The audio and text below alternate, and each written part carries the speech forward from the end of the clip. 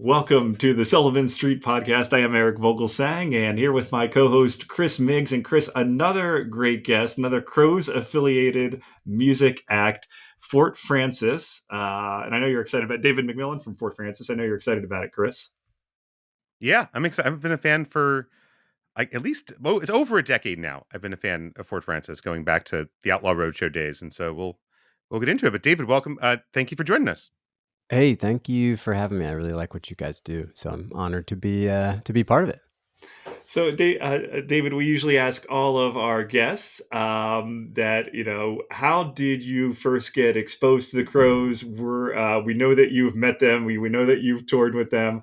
Were you fans before meeting them? And, what did you like and what did you think about meeting them, etc.?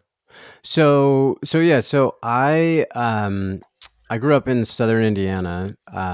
Just like kind of Indianapolis would have been where I would go to like big shows when I was growing up. So for anyone in like I guess it'd be the mid to late 90s, they would have called it Deer Creek. Now it's called like mortgage.net center or something something like that. Sad names. Yeah, it's essentially just called Capitalist Place. So I was a huge Counting Crows fan after August came out, which I would have been, I guess, 9 or 10 years old then. But so every summer, I would I think the Crows probably toured just about every other summer. I don't know what their sort of cycle was, but growing up, those were like really formative shows for me. I was like, I played guitar at that point, but I was clearly like, I knew I wasn't going to be like a guitar, virtuoso. I was a lyrical guy. And so seeing the Counting Crows and seeing Adam, basically improvise his way through lots of material that I was familiar with from listening at home, but then it took on this whole new life on the stage, kind of helped me figure out that like it was okay. I didn't need to become technically the best guitar player. Like I could also do something like that with words. And so I was a huge Crows fan, through the time I finished high school. And my senior year of high school, I had recorded this, like, it was my first album, David McMillin, like on a 4-track in my bedroom at my parents' house. And so I would have been a senior in high school. So my best friend and I went to see the Crows play a show at Miami of Ohio, which is in like near Cincinnati. And my buddy was like, "You got to bring your CD. Like you got to bring it with you. Maybe we'll meet him." And I was like, "Sure, we won't, but whatever, I'll bring it." And so I brought it, and like he, again, this was him saying, "We got to do this." Like he made me say, like, "Hey, the bus is going to be in the back after the show. Let's all just let's just wait. Maybe you'll get to meet him." So, and this is the Hard Candy tour. It's 2002. So the Hard Candy tour, and so there's this throng of people around Adam getting his autograph. And then he gets to me. I'm this 18-year-old, like really no confidence whatsoever, but I'm somehow getting ballsy enough to give my favorite songwriter my record. And he just handed it back to me. And at first he just kind of looked at me and I was like, man, he's like not going to accept it. Like what this is all right. I guess that's a real way to have your hero die. But it was quite the opposite. He was like, "Hey man, I'm only going to take this if you'll autograph it for me." And so I signed an autograph for Adam. I'm 18 years old. And, obviously that's like a formative memory that sort of lays the foundation for you to have the confidence to want to bother playing music. Of course we left and my buddy's like, "Oh, what if he's listening to it on the bus?" Here I am 22 years later. I don't think he listened to it. I don't think he probably would have invited us to play any of his festivals based on my 18-year-old songwriting. But so I've Have you ever loved the asked Counting him that Crows, he might have had it in somewhere? in the days that I started writing songs. So that's what's hilarious. He's only heard this story when I told it in the middle of COVID. I played like an Underwater Sunshine Fest, like live stream. and he was on it and I was telling the story. We've never actually talked about it. We've never talked about it, but I do hope it's buried in a shoebox of his tour memories. But so anyway, so I've been writing songs now for over 2 decades, and I still put the Counting Crows songs at the top of sort of how I would kind of gauge, would this song stand up to that sort of test? Like, would they think it was worth listening to? So that's still, I guess that's a kind of an abridged version of my fandom. No, for Counting that's Crows. fantastic. It also talks about how you met Adam. It ties into some things we've learned from some of our podcasts, which was that Hard Candy was the college tour, right? So they were playing at Miami, Ohio Yeah. University in that one. Yeah. And that was actually, it's weird because that was the tour, the only time I tried to meet him after as well. And he was hanging out and talking to college students. I know they were famous for that. I kind of think they might have stopped after that tour, which was what, 12, 13 years into their career. So, at that point, no, that's fantastic. Oh yeah, Chris, that would have been their them, biggest. Sorry. They did the minor league baseball stadium tour too, Yes. didn't they? Yeah. Also, Like just as, but that tour was, and again too. I mean, like, I think that obviously August and everything after is probably sort of the entry point for so many people that you guys talk to, and it was for me too. But now when I listen to the Counting Crows, and I'll probably get into this later, but August isn't the record that I constantly go back to. It's an amazing piece of work, but I actually have I'd say like a deeper sort of relationship with some of the other albums. But yeah. So I love him. Yeah. I mean, it's interesting. You were talking about like watching him sort of like the sort of the improvisation. Do you have any sort of specific memories of like performances of like 1999 Deer Creek that like a flash went off, or any of those? That's a really good question. And honestly, listening to your guys' episodes, which are so like, they're really fantastic, and you guys know your stuff, and I was like, I don't know my stuff. I used to have, I'd save the ticket stubs. Mm-hmm. I can't tell you a specific show. I can tell you that the 2 songs that stand out to me are Goodnight Elizabeth, because I remember that song in particular thinking, wow, this came to life in a totally different way. I think that's track 5 on Recovering Satellites. I remember seeing that and thinking, wow, none of this is on the record. I don't know if he just came up with it or how, again, at that age of my sort of trying to learn about music and trying to write my own songs, it just came from left field. And then the Rain King Thunder Road medley, which I'm sure I would have seen first at Deer Creek.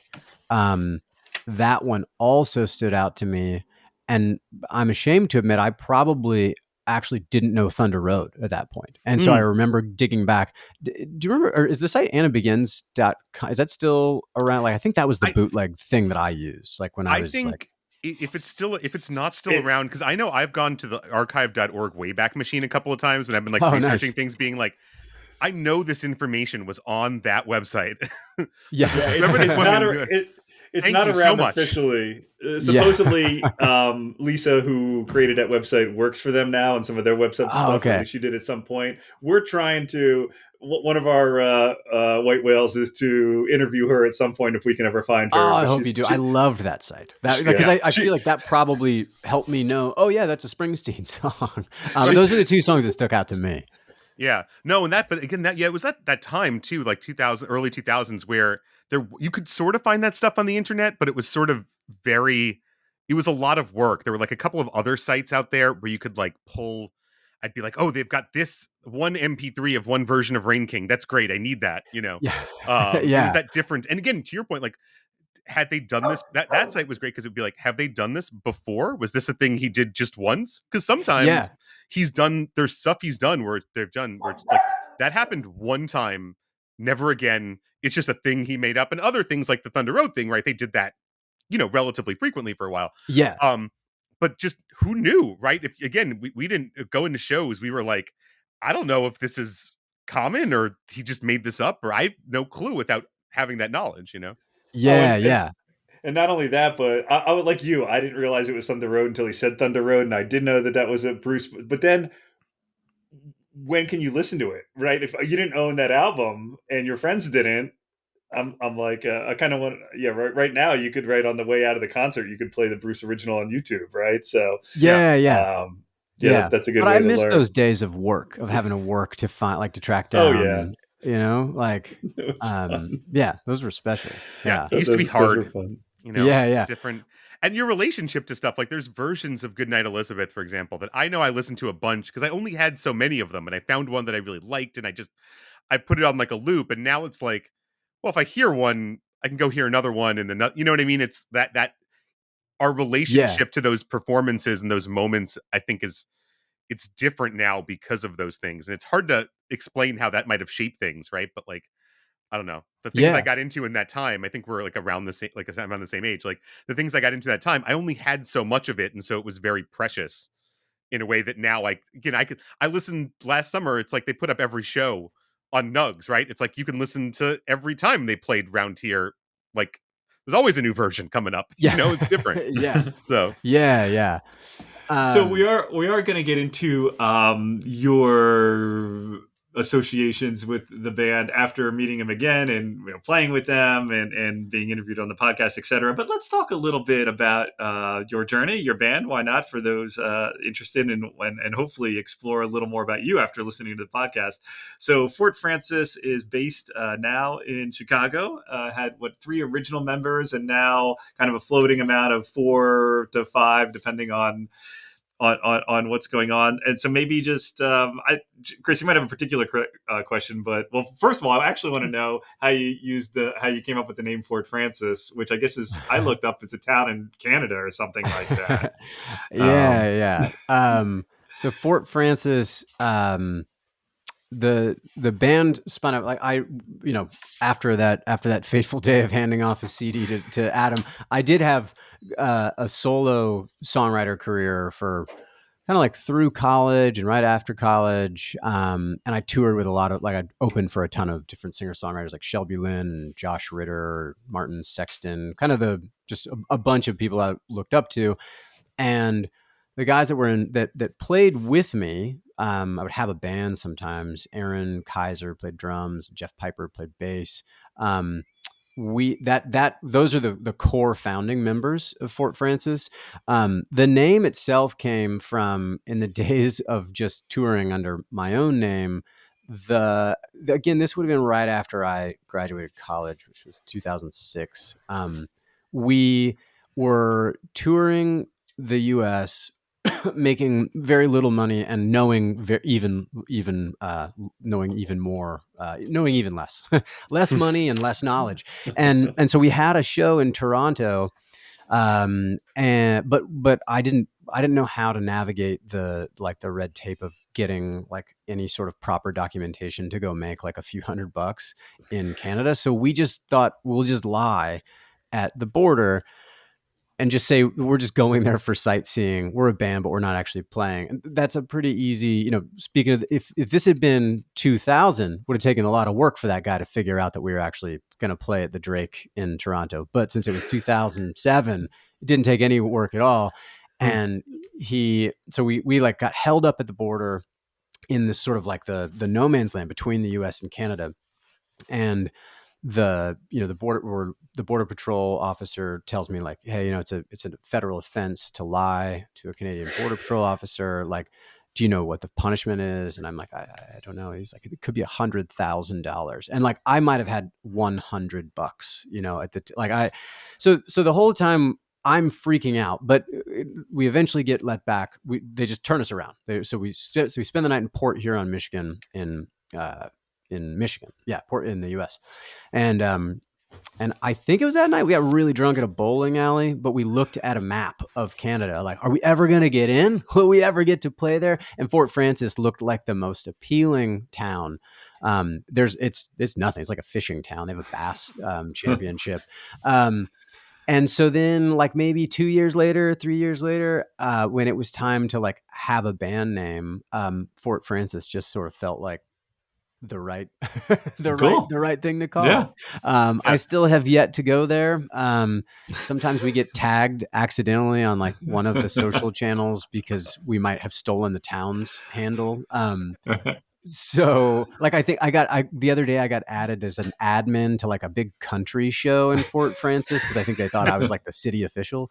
Um, but yeah, so now Okay. these days, yeah. So we have added more members. Sometimes when we play in the Midwest, we play with a horn section too. So it's kind of it's an ever evolving lineup.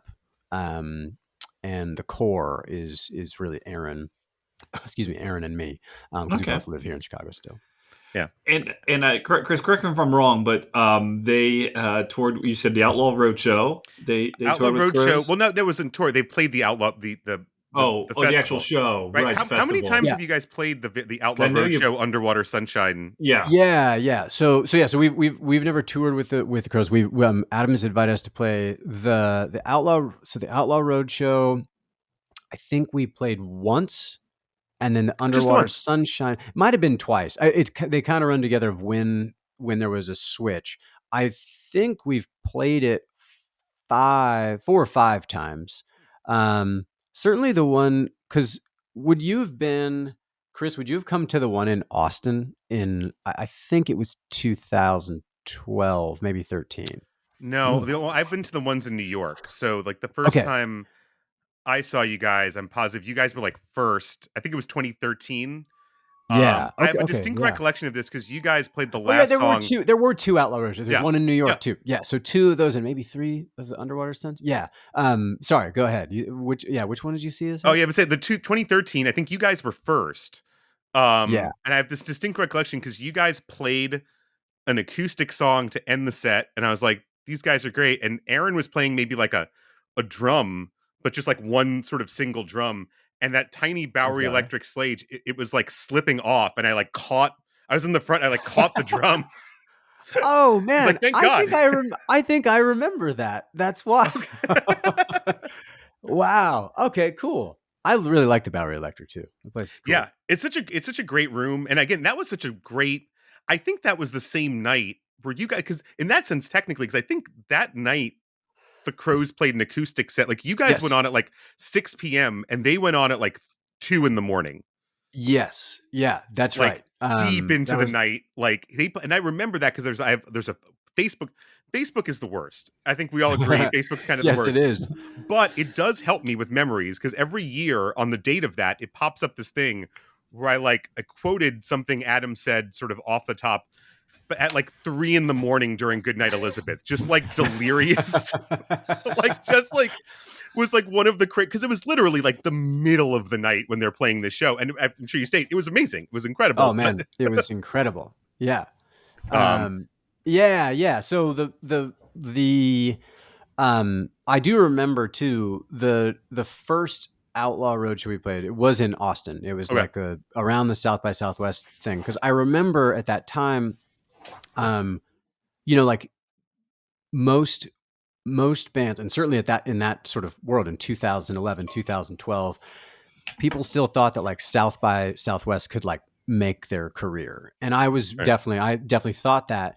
And I remember the first year we played, has nothing to do with, this is pre-Outlaw Roadshow. The first time we ever played at South by Southwest, it was a humiliating and just brutal experience. We played like 6 shows for probably a total of like 12 people. And I remember there was one thing we were supposed to play in San Antonio after the Austin. They were all like unofficial things, and it was brutal. And we went to play in San Antonio, and all these bands from South by were all waiting too, and the festival was canceled because the promoter was in jail because like they had failed to get the proper permit. So it was just a disaster. But nonetheless, in that time of my life, I was very persistent, and I was like, we're going to do something better. And I remember the Outlaw Roadshow, Ryan Spalding had sort of issued this open call for like, we're looking for other bands. And again, so I had met Adam in a parking lot like 10 years before.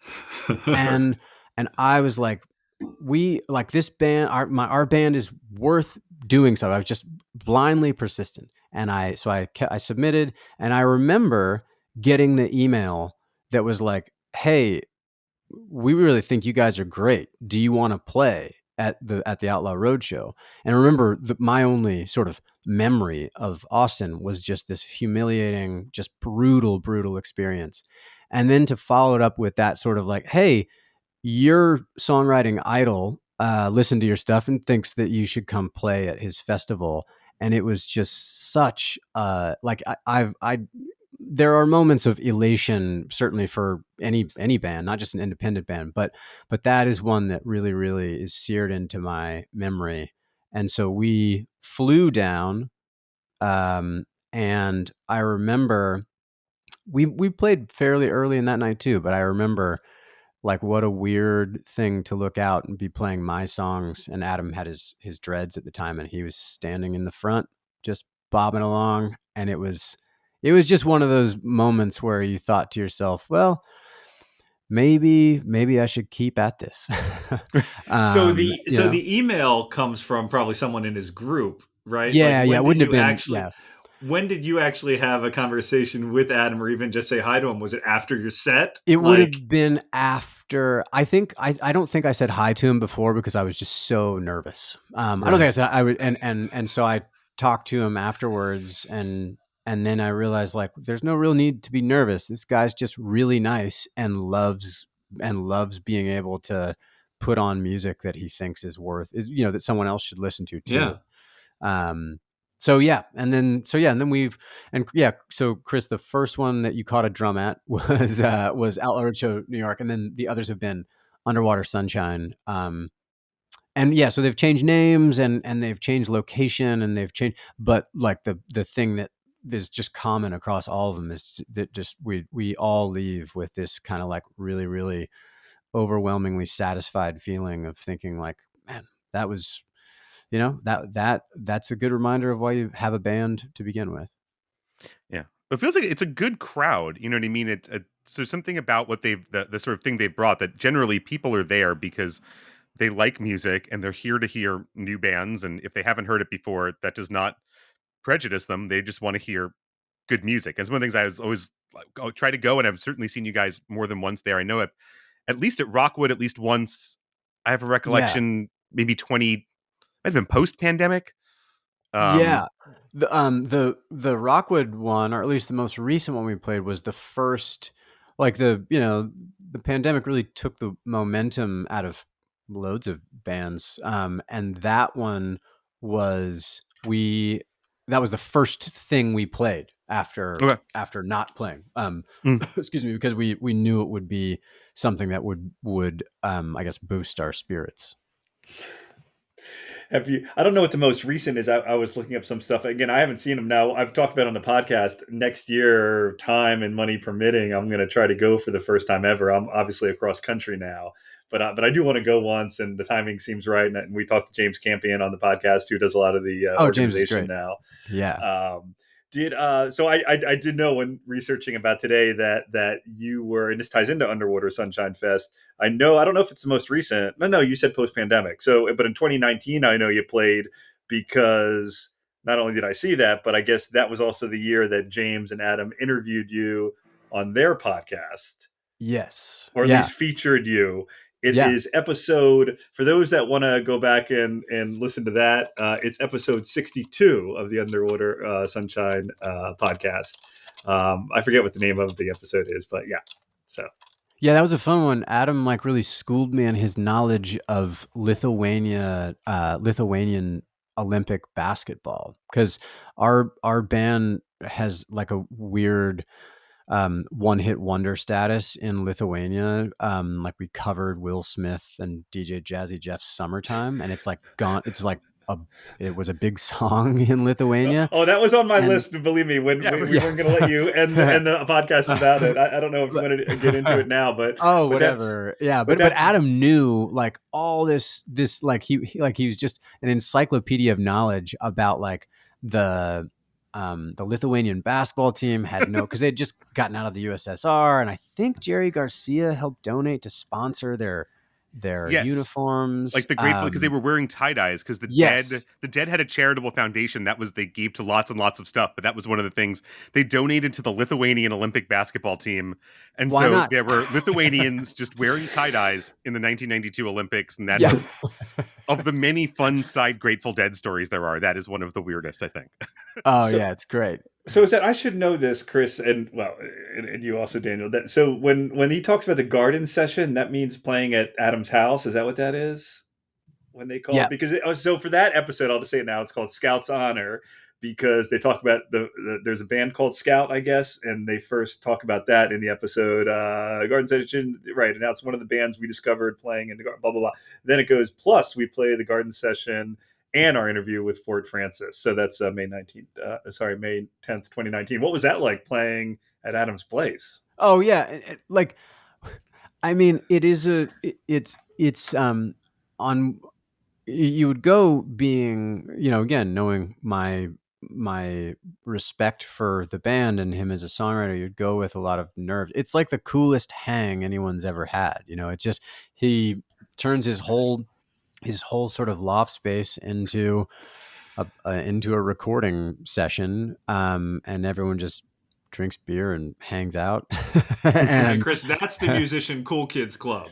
Like that to be in that group. But it's just cool. It's a great hang. Yeah. It's super relaxed. And yeah, Adam has a really nice piano in his place too. So most of the gear is already there, and everyone just hangs out and watches each other play. It's like the coolest living room show you could have. Yeah. That's awesome. Has he been getting to know him more? Has he been sort of influential on like your songwriting post kind of meeting and getting to know him? Has there been sort of an aspect of that where it sort of influenced what you've done in the after? That's a really good question. I do think, like, I was thinking about this when we reached out about this. I feel like he's always been a pretty big influence, like well before I knew him, Right. not just meet him in a parking lot. Like I have always I've always appreciated the art of specificity in songwriting, mentioning specific places. I mean, the name of your podcast is a great example. Like, he is, so much of his songwriting has been, I guess, you would call it the antithesis of what you would think of as pop music, is appeal to the lowest common denominator. Don't talk about Chris or Eric or Amy, or talk, just make it so that anyone can find something to grab a hold of. And I find that winds up being kind of generic. So I really like specific places and people and names and characters. And that's something I've always thought of, that I've always associated with his songwriting. So I think I don't know if it's been more so since we've played different iterations of the festival. I think it's just kind of always been there. Yeah. Have you said August though is not your go-to? Like, what is your go-to record, if that's in terms of like maybe how it influences you? Yeah. My go-to is Recovering the Satellites. Okay. I think that record, and I mentioned it before we hit record, but like, so I've always loved that record, and I always think of like the records that stand out to me are the ones that I bother to download. I use Spotify. I mean, I know it's evil for a lot of music, but as a listener, I love it. So, and so the ones that land on my phone that I actually can listen to while I'm flying are like, that's like the sort of the metric of like, that's a record that's forever. But Recovering the Satellites has taken on a much deeper meaning to me. Chris, you mentioned that this piece I wrote about the birth of my son. So I guess, yeah, now on this podcast episode, I will talk about life, death, and welcoming a kid into the world. But so when my son was born in the early December, born way earlier than we thought. It was like 2 months before he was supposed to be, before he was supposed to arrive. And my wife's delivery was like a disaster, and she wound up in the ICU, and she was on a ventilator. So it was like a super lonely, like, it's a weird thing to even think about now. My son's in the NICU, my wife's in the ICU. It's just this like awful experience. And so at that time, what I would do is I would be at the hospital all day, And then like at like, sometime maybe midnight, maybe 2 in the morning, whatever, I would drive back to our place, which is only like 2 miles from the hospital. Hmm. And then I would come back to shower or something, and then like sleep for a little bit and then go back. And just this like weird no man's land. But on that drive, which I did, my wife was off the ventilator after 3 days, but I kept doing it because she was still in the hospital. So every night I would be doing this, and I would just listen to the Recovering the Satellites album, because it was like, like one of those, like, I think there's this weird tendency in music and in entertainment to think about like what's new is like the best thing. But Right. for me, like the best thing is always the thing that manages to never feel old, and Yep. like Recovering the Satellites has never felt old. It's always just felt like that, like sort of that blanket, like that security blanket. So I listened to it each night driving back. And it's really funny. I didn't think about this at all until because also A Long December is not my favorite Crow song by any stretch. Like on that record, I love the title track. I think it's Monkey, right? That mentions Ben Hmm. Folds. Yeah. Yeah. There's Yep. always such a brilliant, like, just call. I've always loved, but the whole record is really, really fantastic. Long December, you know, love that song, but it's everybody knows it. But I finally let the record keep playing or wherever, like, and I realized, like, geez, like what a weird thing, smell of hospital in winter, and here I am driving back and forth from a hospital. So I sent Adam a note and was just like, hey man, like, just want to let this is like getting me through probably like the toughest time of my life. And he sent me back this just wonderful note about like how his nephews were both premature babies, and then like they wound up, like, one I think he's like a rugby champion in college. It was just the nicest, like, hey man, glad you like my music, but more importantly, you're going to get through, you're going to get Yeah. through it in life. It was just, yeah. So that record to me, it already was the one that I sort of thought was like that's the album for me that sums up the Crows. But then after that, now it's just like, that's my jam.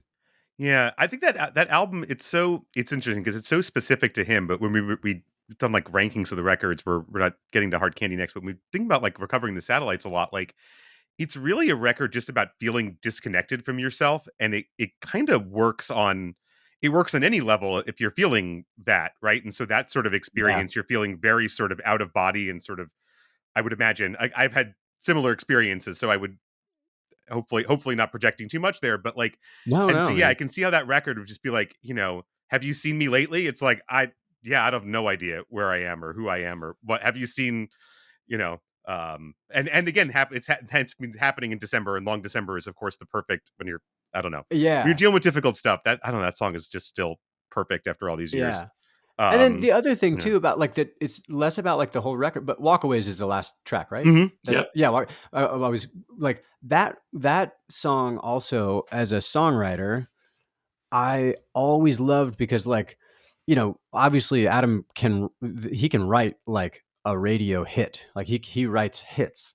Mhm. Um, but he also, like, Walkaways is like I don't know, a minute and 20 seconds. I don't know. And it says it Yeah. all. It doesn't need to be longer. And that was um, I don't know if that's been necessarily something I've thought of when I've written some songs recently, um, but I don't really worry that much about, like, well, I guess it should be 3 minutes, or I guess there should be a bridge. Like, that song's a really good testament to, like, you could just, rather than writing a whole book, you could write a really cool chapter, and that'll do the trick. Yeah. Well, that makes sense because I mean, listening to your music, right? There is a lot of things that are sort of, we could say like a sort of a normal A B kind of structure, but also plenty where it just kind of doesn't necessarily have that, but it doesn't feel like jarringly so, right? It's not sort of it's just, oh, it just happens. This is sort of flows into this, and it's kind of, it kind of takes its own path without sort of being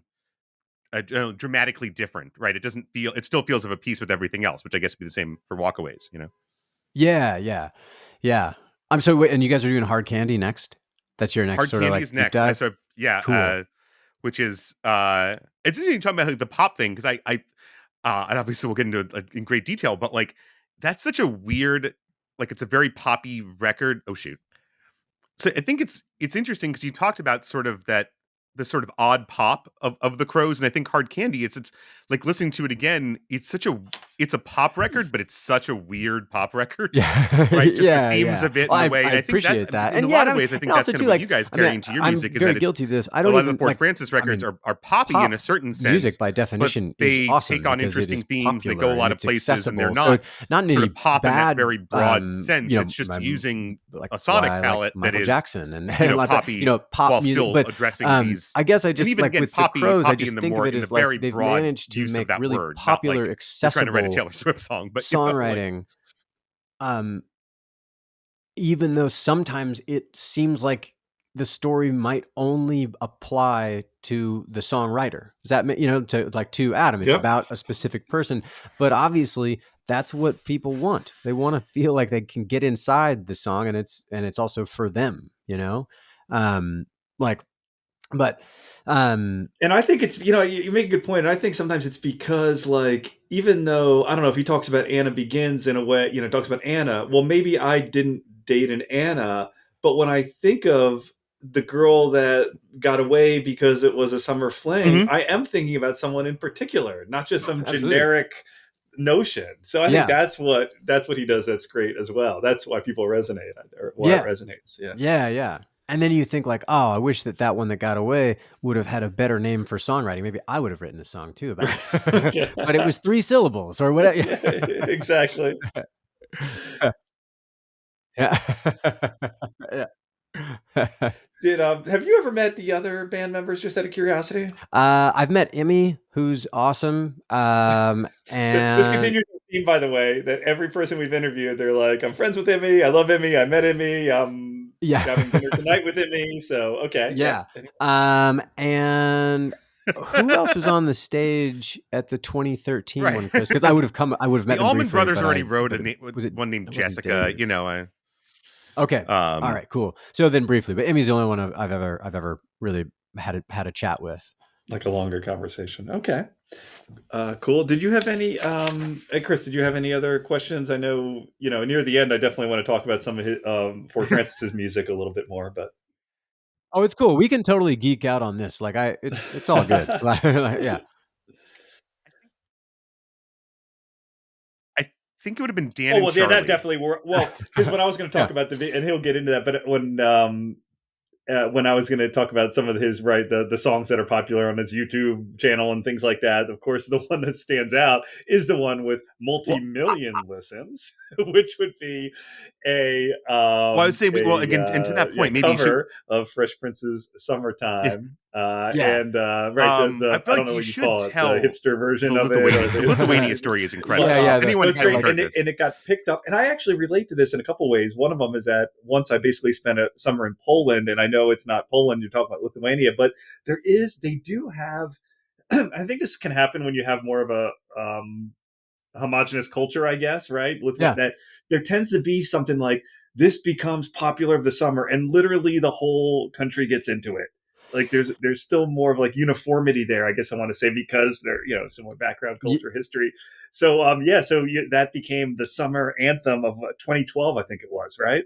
Yeah. So like, and again, this is just proof that like people can like try to make things cool or popular. Everything just happens, I'm sure I know there are big campaigns for bigger, but like for a band like us, things just happen. Like they either happen or they don't happen, and most things don't happen for independent bands. But this was just a really funny one. Like we, like in I guess in sort of the interim between our first record, which is called the Atlas, and whatever we were going to do after that. We were constantly just trying to think of like, what can we do to stay relevant and have a reason to tour. So we were recording covers. We did like Simon and Garfunkel and Beck, a bunch of stuff that felt really familiar to us. And then we did this like stoner low key indie hip hop version of Summertime, with a bunch of like triggered beats and a piano. And we put it out. It didn't really do a whole lot here. We didn't know where Lithuania was. We didn't even really probably have any aspirations to try to tour internationally. We were just trying to have fun. And we started getting a lot of like signups on our email list and then social media with these, Eastern European names we couldn't pronounce. And I just thought we were being like spammed or something, that it wasn't, like that this was just like some sort of internet troll farm. But I guess the beginning of this song sort of seeding itself into Lithuanian pop culture was some car blog, like someone, and it was SoundCloud too. That was how it sort of came to be. We didn't know how to. I didn't know how to. I thought it was a bigger deal to negotiate like putting out a cover on the popular streaming platforms. It isn't, it turns out. But at that time, I didn't know anything. I knew about as much as I did when I got refused admission from the country of Canada. And so they had found this car blog, found it and used it for their summer party, like summer hang, and outside of Vilnius, the capital of Lithuania. And then the biggest radio station in Lithuania, which I don't remember what it is, but consider it whatever is what's the biggest hip hop station in New York? Like, I was gonna say, it used to be Hot 97. I think it would be the Hot 97 of Lithuania. Made it their like summer song. Like that was what like was playing. And so it kind of like blew up, like and blew up. I mean, we got a lot of YouTube views, and then we eventually put it out, and now it's far and away. It's funny. It's like a lot of people's entry point into our music is something that sounds absolutely like still, nothing else that we have done. So they're like, this is great. Oh, okay. Now it's sad indie rock with guitars, and 12 layers of vocals and big drums.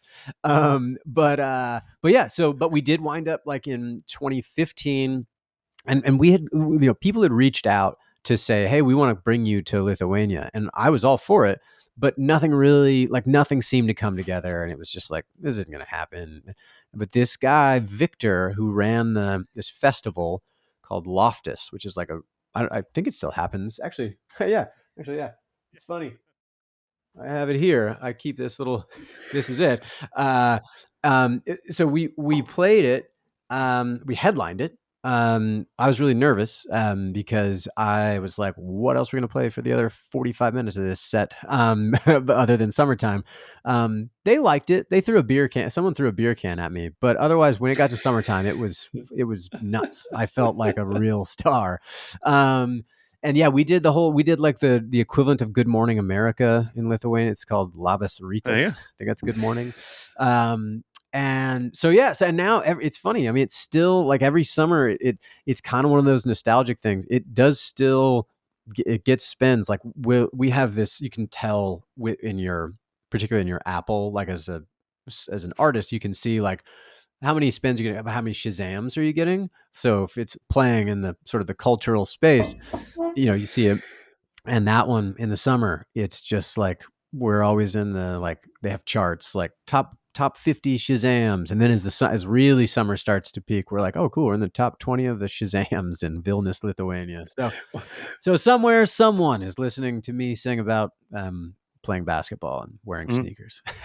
And that's why I had to laugh, because you were wearing in the video, which is kind of, I think, pretty funny, right? Oh, we had a lot of fun doing that. It's kind of a, as a joke, almost like a hipster take of the video is about, because it's tongue in cheek about, a lot of things. But you're wearing Philly gear. That's why at first I'm like, are they from Philadelphia? Because I am. But then I just know that you're just trying to give homage to Fresh Prince. My wife yesterday, actually, who's foreign herself, she had no idea that he was originally a rapper. She only knew him from acting. Oh, really? Yeah. Fresh Prince or whatever. Yeah.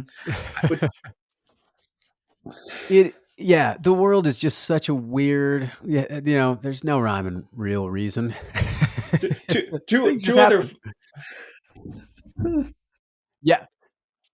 I did trade notes with someone for a while. It sort of fell off. It felt like it's the amazing, Lithuanians, though, by the way, they made it happen. Like the weirdness of marketing, right? That you are named after a city in Canada that you've never played. Two other just funny notes about that is that, like, when I looked at the video or watched the video and looked at YouTube comments, usually crack me up. Of course, there's ridiculous ones as well. But what have you noticed, since we're in the 40 and up crowd? Have you ever someone in Fort Francis was like, we should bring them in? Just as a bit, it's only 3 years old. Have them play at least once. Kendrick Lamar or something, and going to be like, oh, does anybody remember this from like way back? Because the person making the comment is like 15 and they're thinking back to the summer Come of on, when they Canadians. were 12 Come and on. it's a fifth of their life. And I'm like, Yeah. did that song just come out or whatever? Yes. So, but there's all these comments in this summertime about all these like who's here Lithuania and like summer 2012, who's revisiting those years. But one really funny thing that literally I work with Lithuanian.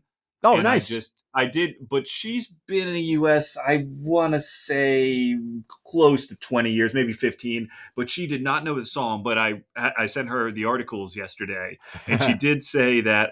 So and then you wrote an article in Chicago Magazine, I think it was, about your experience in one of the magazines, and she thought that was really good. Anyway, she liked the article. Maybe I'll link it to the podcast. But it's when you said 8-hour flight to Germany, 5-hour layover, and then 2-hour connection.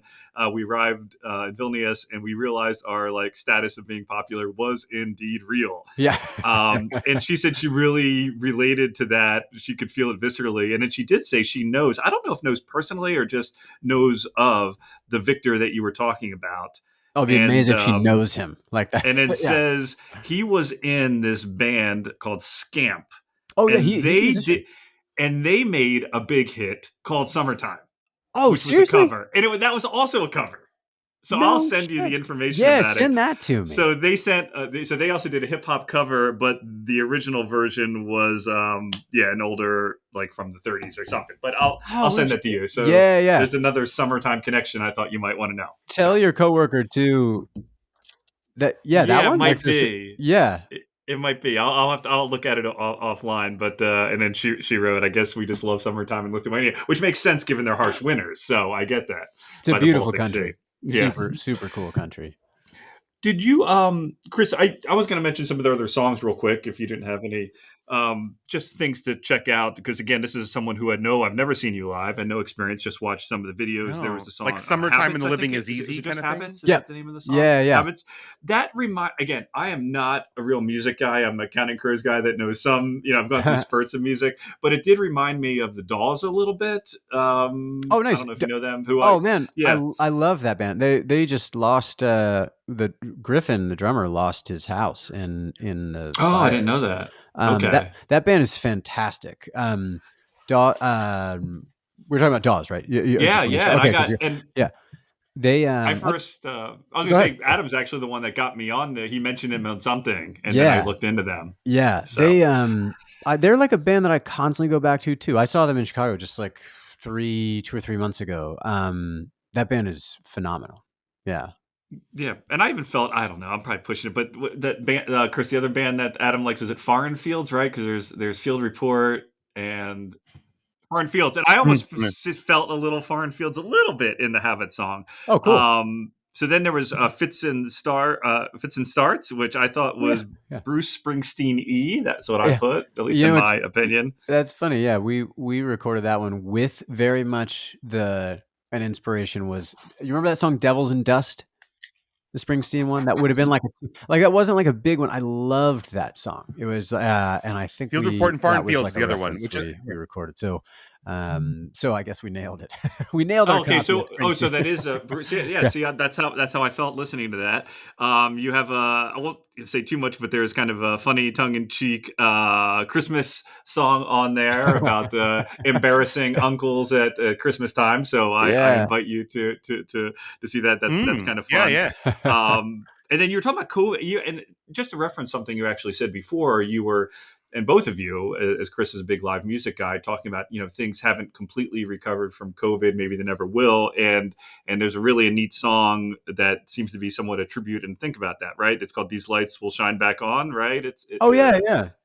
Or "Shine Again." These lights will shine again. A great song. And if you watch the video, it's showing these empty music halls during COVID time that all these bands made it and memories were made. So I'm really glad you mentioned that. I sort of forgot about that song and forgot about like that. All those venues are places that we've played. And I remember at the beginning, or not the beginning, just like when it was really like, geez, everything's closed. I just reached out to everyone that I knew from each of those venues. That was a fun project, particularly in a weirdly sad time. It's funny. It's funny that I forgot about a song that I wrote not too long Yeah. ago, but But by the way, I think you predated him. Billy Joel's comeback single has a similar name, right? It's like "Turn the Light Back On." Turn the lights back on, and I think he we released after you. So have to have you our never lawyers know. reach out to him. Yeah. He might have got. And then the only other one I really wanted to mention because it was linked to and I actually have some. I'm kind of joking, constructive feedback. So you have a single called "Chicago," right? Yeah. You're based in Chicago, and correct me if I'm wrong, but if you just generically look it up on YouTube, you get a different kind of quiet, maybe just piano version, and that seems to be the one Turn the lights highlighted. But back then on I or found a something. different Yeah. one linked through the website, which is also on YouTube, but it's more hidden.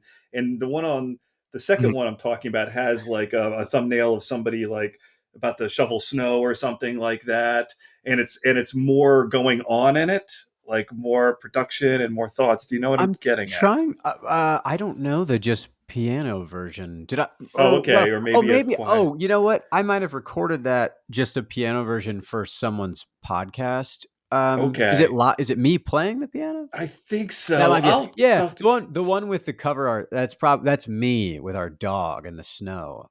Yes. That no, but Yeah.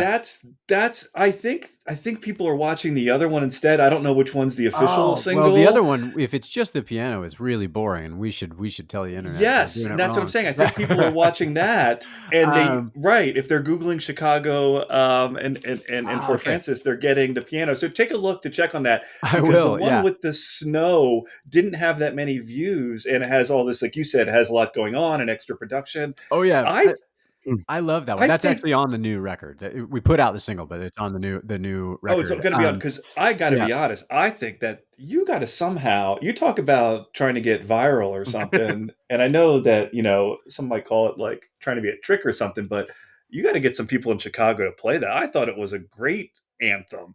Oh, thanks. Yeah, Like I I yeah, think would it's a love it. great I song. would love people to play. I would love anyone to play anything. Like it's one of Chris. If you listen, it's one of these songs that if it really let's just say it was made in the Oh, okay. '70s and it was a real single, like it's the kind of song that people would be like playing later at the bar, like oh, it's the Chicago song and we can all sing together. It has that feel to it. I just need it to go. I need people to listen and get get Yeah. get. Yeah, yeah, yeah. We need to look. Listen, if our career is any indicator, we need to look outside of Chicago, USA, and find somewhere else Mm. Of in the course. world. But I do appreciate that, Eric, and I'll look into it. Yeah, I love that song. That is, yeah, that's one of my favorite songs on the full album. Is it going to be And huge? yeah, Is me there a playing on Chicago piano is not Peru very or exciting something that we're compared to missing the rest here? of That's really production. Yeah. just really.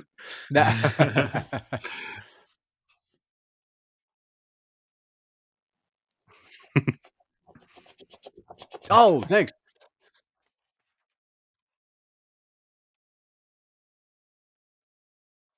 2016. Yeah. Yeah. I It's wild. Yeah, it's funny. I feel like, I joke about You this. sell yourself I short. feel You sell like yourself I short. was, like, way ahead of the curve on No, and writing about, like, I'm the a big world fan. is I love. ending, I and was thinking, I then was it looking, really going back started through to feel records like this it week. was ending, Leo, I think, and is now I'm probably trying to my write songs that are like favorite forgetting of your about full it. lengths, which is But yeah, a beautiful 2016, and then we record from put out a again a record in very sort of weird. 'Cause I think it's 2019, released in 2016, right right? So before I feel that like that it's was the very world much kind in of felt the like it was coming world apart in falling this sort apart, of um era, and as then the it's world really continued did to fall sort of feel like it's coming apart ever since then. so yeah, yeah, that record that you're mentioning, we recorded in Maine, in a farmhouse. It was a really fun recording Hmm. process. That's Yeah, yeah, yeah, yeah, yeah. No, oh, thank you Yeah, I guys. mean Yeah. and I was this looking. year is That yours is was really part of the thing beautiful, that and you did that's a cover of again a thinking song about sort of Chicago as I don't know well. like So maybe that was it. sad and Oh Was yeah, upbeat yeah. so That's a moments, Sue right? yeah, But Found you know, Stevens. it's Yeah, coming yeah. from a place So that's that not. yeah. so there's a couple If of this year is yours, those, maybe the and last year wasn't. so yeah, when I Maybe first this year will be better than and I this was like, am last. I missing This year will be something? They sound yours. like a different Um, song, but I didn't realize it when I That's uh, right. cover. yeah, And no, Yeah, then yeah. I it's forgot we did that thing yeah. too. And Yeah. there's so much. If again, so if anyone is anyway, that listening yeah, I can hope sort people of dove catching into up on that the new. Yeah, catalog, somehow you got to get some you people absolutely in should. Chicago to be interested or play that. And if it makes you and don't give up because I mean I know it's not the same, but did you hear the there's a Billy Joel song. What is it, Vienna? That was Oh yeah, never officially a single, but song's it great. became the anthem of Vienna. And I think just a year or two ago, he released a video for it. I don't think Yeah, he sings in it. I think it's just but anyway, the point was it never was, but people adopted it. It is a great song. So I'm hoping that to song get is great some too. traction like that for you for Yeah, Chicago. So yeah. No, I appreciate it. Don't give up would be like the motto that most bands operate under. Yeah, well, yeah. well, well, thanks so much.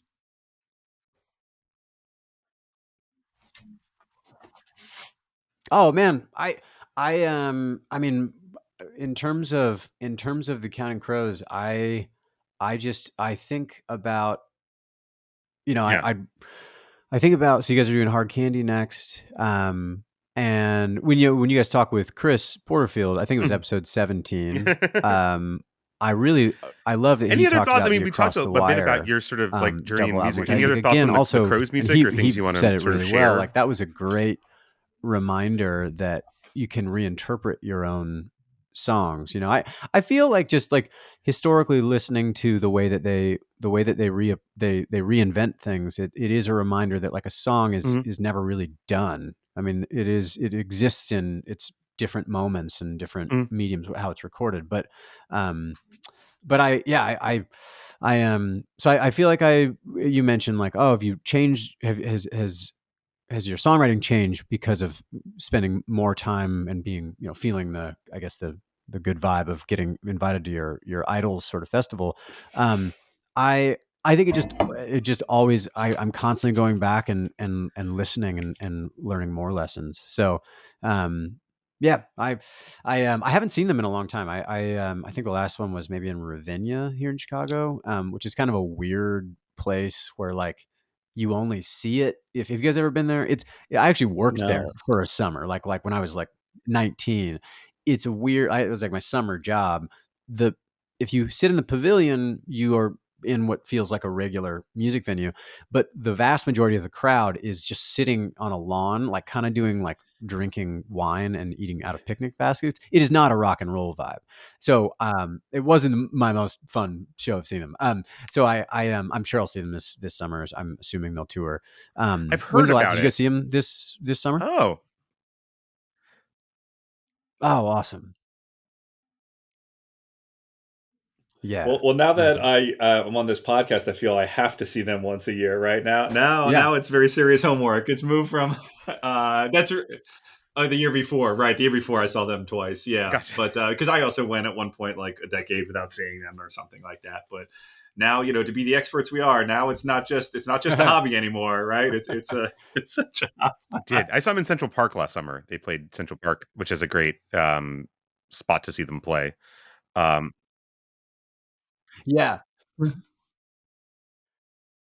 saw them more than once last year, right? Yeah. Yeah. Oh no, you saw one. It's You just got one last because year. because Yeah, you saw I one. also, you could come Yeah. and sit and drink and hang out and listen to music at my place. Like I don't need to go to the suburbs to go. Well, Yeah, no, it's I there's will nothing also. wong. It's I a have like a cool lot of friends classical in music Chicago, and they've venue. described It's just Ravinia to not me, and my one of place to them see like like my described favorite it was like, bands. "It's great. You can go and hang out and drink." And I'm like, "This sounds terrible. I'm just going to be being like, I'm just trying to listen to the music. I'll be back. I'm going to walk over here."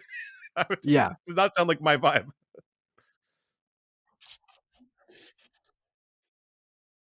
Yeah. Yeah. Yeah. Yeah. Well, fantastic. This was a lot of fun, Yeah, and guys, thanks Mhm. so much for having me. This is a real, I mean, I could geek Right. out And that's the other about thing too. Something anything place like that, you're related to like, Counting Crows if and you're going to music take for a me to long see, time. So I don't love know, what you a guys are band doing that's and got one appreciate hit having that me I on. like or whatever, and like I'm still maybe going to that's have the fine. image of But you, yeah, if I'm right? going to I see know Counting Crows, of I hanging out in the apartment. You have to please, understand. There's and always actually, like a please couple don't times, and come. by the way, it's always like Don't even come fake, with me but if like you're a going to couple talk to times, me maybe during the even show. my life, Let's maybe I go got and enjoy it and really invited to like a get in the like a headspace. Yeah. modeling party. Now, of course, I wasn't the star there, and I only got snuck in, and nothing happened. But I'm like, I made it. Like I'm in the cool kids group for a second. That's the feeling I'm getting hanging out at Adam's apartment with a bunch of other band play. You know what I mean? It's just Yeah. other band, and you're there because of the music and what you did, and Yeah. yeah. So that's a lot of fun. Yeah. That's it. Wanted to leave with a positive image in our minds. So Yeah.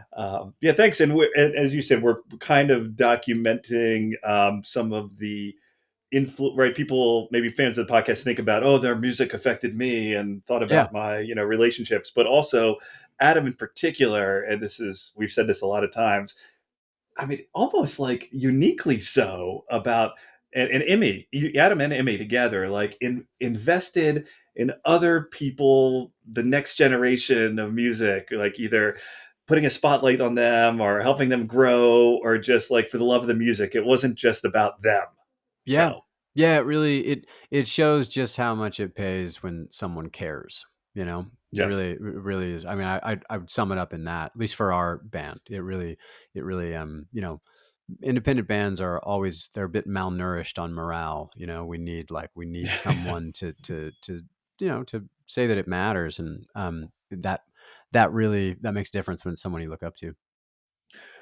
So before we sign off, as I said, I wasn't lying. I love that single Chicago. It's going to Thanks, be man. on an album you're working on. And when is the approximate release date and name of that album? So the record's called "We Will Stop Time," and it's going to come out April 18th.